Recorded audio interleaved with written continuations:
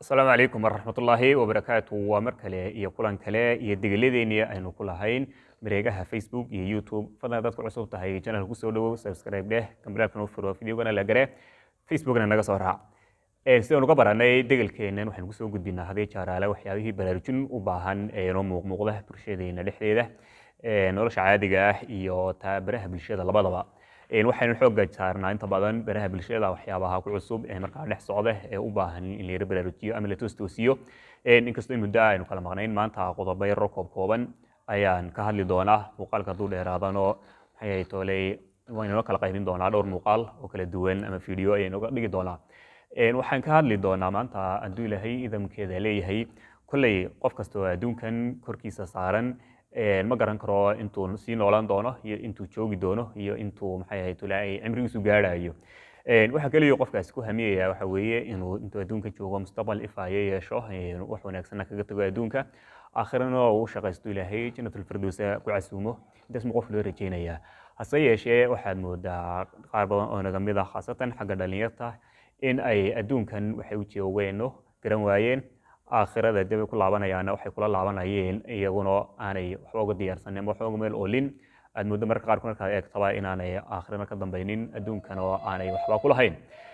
mustaqbalka aad rajeynayso kulli qof kasta oo maanta dhalinyaro wuxuu rajeynayaa inuu mustaqbalka ku weynaado hadduu ilaahay cimriga u kordhiyo oo ayaama sii gaadho inuu aabba noqdo inuu hooyo noqdo inuu waalid iyo maxay ahayd tooley ubad ka dambeeyo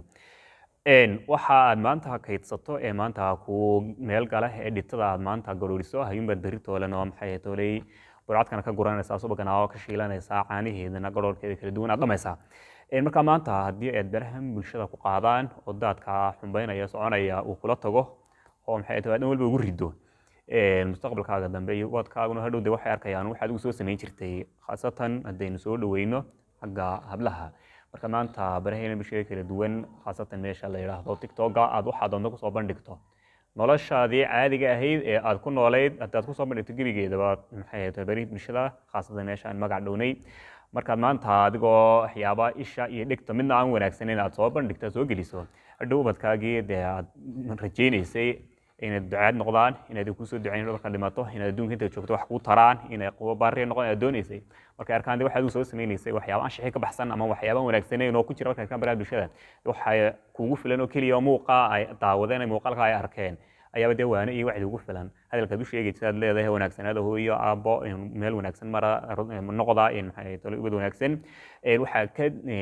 xoog badan ama ka awood badan ama jiidanaysa waxaan ay arkayaan aad soo sameynaysaa maanta waxa kaliya dhalinyarta waxa u geeyay ama ay ku dhex jiraan aan oran karnaa ugu cutaari karnaa dhalinyarnimo wax la 20 jirtu geed ka booda iyo tala ka booda taa waxa ka siira dheer ama ka siira dhib badan inuu qofkii marka wax loo sheego ee la waaniyo uu waanadii iyo wax sheegmadii u arkaba in lagu soo duulay ama in isaga horumarkiisa iyo mustaqbalkiisa lagu soo horjeedo oo si kale uu u fakirayo waxaan le markaa inan kasta iyo inan kasta walaashay oo baraha bulshada ku jira mid yar iyo mid weynba waxa aad noloshaada caadiga ah ku nooshahay ee aad maxay tahay la qabsanayso yoomiyahaaga iyo noloshaada caadiga ah iyo tan baraha bulshada kala saar oo baraha bulshada waxaad ku soo gudbinaysaa ha ahaadaan wax isha iyo dhegta labadaba u roon oo adigana manfac ku noqonaya maxay tahay dadka kalena ay gaadhaan iyaguna wuxuu ka faa'iidayaan laakiin haddii saad u noolayd dhex joogtay maxay ahayd baradaada gurigaagii shaqadaadii wixii aad ku qaban lahayd bareefadka ku ahaa ee gurigaaga dhexdiisa haddaad barihi bulshada keento hadhow marka wax laga sheegshan aad soo cabato dee taas waxay noqonaysaa waxaan maxay tahay caqligal ahayn aan logic ahayn oo loo dulqaadan karin waxaan ugu waaninayaa muwaaninin ugu filan maalin kasta waxaynu aragnaa qof dhimanaya maalin kasta waxaanu noqon dhimay hebel baynu sii wadnaa hebel ayaanu qaadaynaa waalidkeen jaarkeen qof aanu garanayno qof ayna garanaynin ayanu sii wadnaa si doona u dhinto gaadhi baa jiraya shil buu gelayaa maxay ahayd toole wadnaha istaagay baa la odhanayaa waxaa ku dhacay baa la odhanayaa maxay ahayd toole xanuuna aan la garanaynin hadduu doono si kale usoo xanuunsaday waxyaaba fara badan baa qofkii la kulmi karaa bal waxaad ka fakirtaa walaalka iyo walaashay adigoo howlahan ku dhex jira baraha bulshada ee aanu arkayno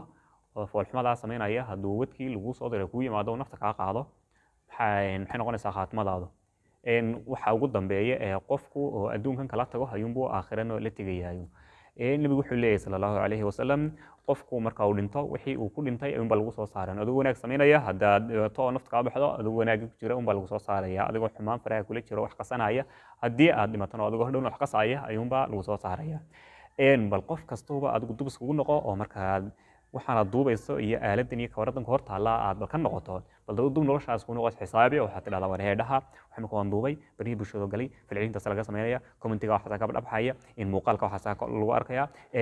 maxaan ka faa'iiday maxaan igu soo noqonaya maxaan ilaahay kaga cadhaysiiyey maxaan dadkan kaga farxiyay kaga qosliyey aan wiira majaajilay bal adigu dubis kugu noqo oo waxaad eegtaa wixii meesha aad gelisay caynkuu eegyahay haddii qofku uu xisaabtami waayo oo uu maxay tahay mustaqbalkiisa iyo noloshiisa hadda waxa uu joogo iyo waxa saameynta ay ku leedahay wuxuu samaynayo iyo aakhiridiisa uu midna ka xisaabtami waayo qofkaasi dee sidoo iskaga talaabsamaya bal mar kasta oo wax tuubto ama aad wax samaynayso waxaad dib ugu noqotaa waxyaabaha aad samaysay falalkii aad ku kacday ma yihiin falal diintaada liddi ku ah dhaqankaaga liddi ku ah akhlaaqda iyo anshaxa wanaagsan liddi ku ah ma yihiin ama kasoo horjeeda mise waa wax caadi ah waxa laga yaabaa in waxa kaliya aynu soo gelin baraha bulshada intiina badan ay yihiin adduun iyo dhaqaale wax ka soo galo adoo dhaqaalahaagii iyo adduunkaagii iyo wixii raadsanaya oo ku shaqaysanaya meeshaada xarun ganacsi ku tahay dee wax wanaagsan oo xalaal ka kasbo oo maxay jirkaaga ha ka ganacsanin wax adigana wax ku taraya dadka kale aad gaarsiin karayso oo deegan wax tiro anfacaya soo gaarsiin in muuqaalkan uu yara dheeraaday kuwa ku xiga waxaan ku faahfaahin doonaa in qodob isku taagi doonaa waxyaabaha khaaska ah qof waliba ay tahay inuu bal iska eego magasi guud aynu hadalnay waxyaabaha muuqda ee farta la saari karo ayuun bal taabanayna ayagana. Assalaamu calaykum waraxmatullaahi wabarakaatuh.